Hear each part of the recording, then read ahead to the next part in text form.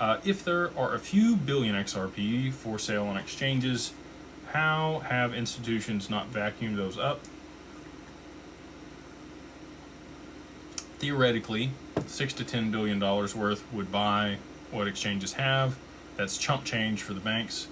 What are they waiting on? So maybe they don't need it. Maybe they have their own stash. And the reason I say that is, as an example, when we talked to Ripple, we used to be at standard custody. We did have institutional custody there to begin with, and when Ripple made that acquisition, we talked to Ripple about, I approached them and said, hey, would we be able to partner with you guys in ODL and earn a yield on the XRP for our clients?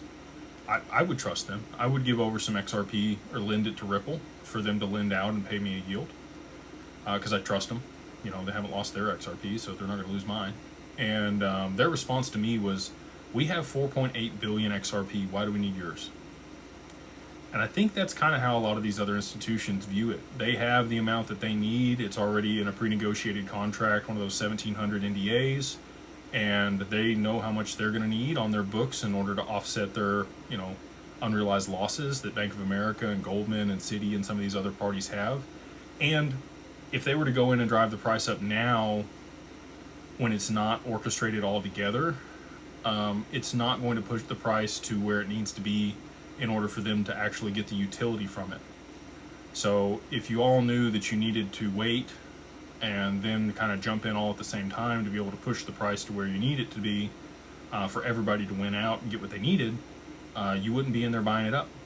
And if you were buying it up, you'd be doing it over the counter or in the dark pools, where it's not going to affect price on the secondary market, which is exactly what they're doing. There are large orders being placed for XRP in dark pools.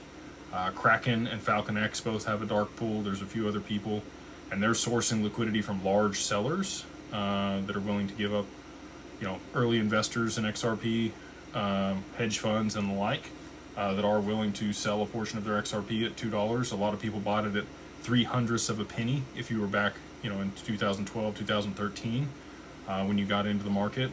Our chief compliance officer and new CEO of Digital Wealth Partners, Max Kahn, shout out to him. He just got that promotion the other day. Congrats, brother. He was one of the first 100 investors in XRP.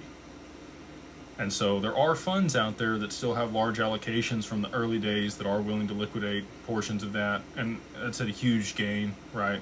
So there's going to be tax implications associated with that. But once that liquidity runs out and people aren't willing to sell through the dark pools of the OTC desk anymore in large amounts, or Tether has some implications, I think that's when you're going to see people move to the secondary market, and that's what's going to be what's left. And that's when retail, if you do see it hit 10, 20, 30, 40, $50 very quickly, a lot of retail investors are going to be the exit liquidity. They're going to be selling onto the market while the institutions are buying. And you might say, well, why would institutions wait? Institutions are going to wait till the lawsuit's over. That's another piece of this. They are not going to move forward until there's full legal clarity around XRP, and they know how it's going to be taxed, and they know that the lawsuit and potential litigation's over. Even though we have full clarity that it's not a security, we don't have a full definition of what XRP is. FinCEN regulated it a digital currency back in 2014, 2015.